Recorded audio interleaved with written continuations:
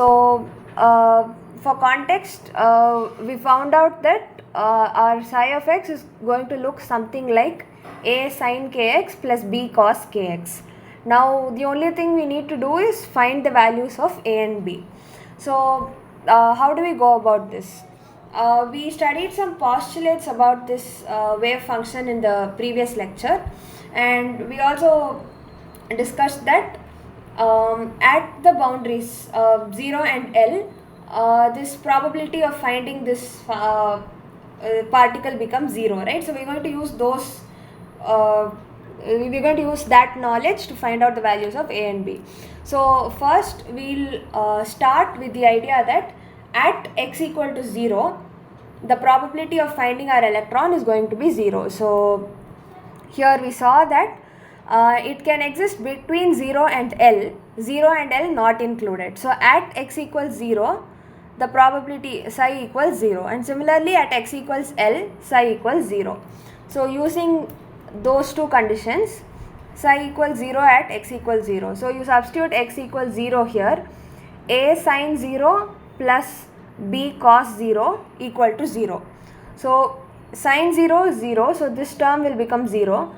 B cos 0 is 1, so b equals 0. So a sin x plus b cos x, we found out that b equals 0. So your psi of x is basically a sin kx. Now to find the value of a, again at x equals L also the potential is infinite, so the particle cannot exist, probability is 0.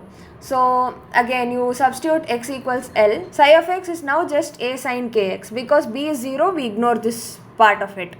So at x equals L, what do you get? A sin kl equals 0. Why is it 0? Because at x equal to L, again my potential is infinite, my electron cannot exist there.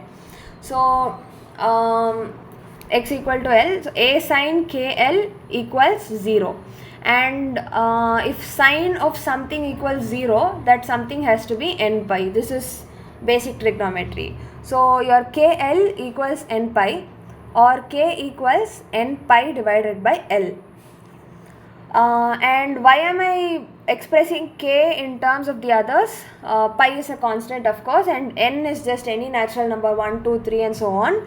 L is again, it's a fixed dimension, it is the length given to you. It's not a constant, but for a given potential well, if they say the width is L, then it is going to be L in that sense. But k is something we assumed. K squared is what we assume to be 2me upon h cross squared. So it is a variable we made an assumption about.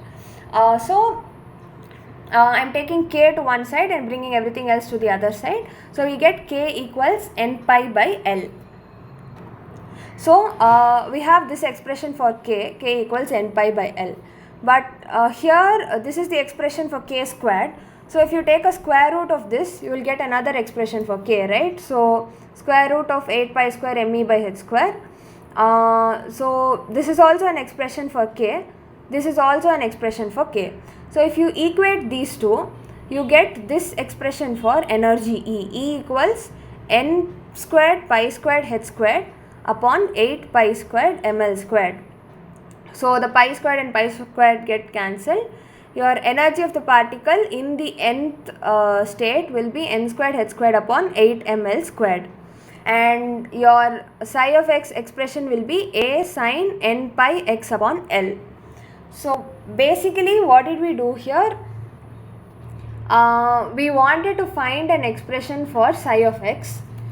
We had this is what we knew initially. We have a potential well of infinite depth and the width is L.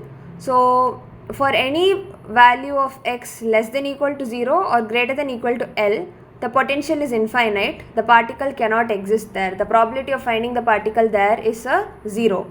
Between 0 and L, the potential is 0 and the probability of finding the particle there is 1. So this is what we knew. We started with the time independent Schrodinger's equation. We just did some basic math, multiplying the denominator and then regrouping terms and all that, and we got this expression. we assumed this term to be k squared, we made that substitution, we got this equation, and it was determined that the only class of functions which satisfy this equation are of the type a sin kx plus b cos kx. Now, using our knowledge of the boundary conditions, that is the probability should be 0 at x equals 0 and x equal to L, we found out that b value is 0.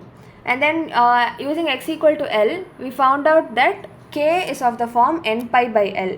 And we had already made one assumption for k, so by equating both, we derived an expression for energy. And now our psi of x expression is a sin kx, which is a sin n pi by L times x. This is what we have so far.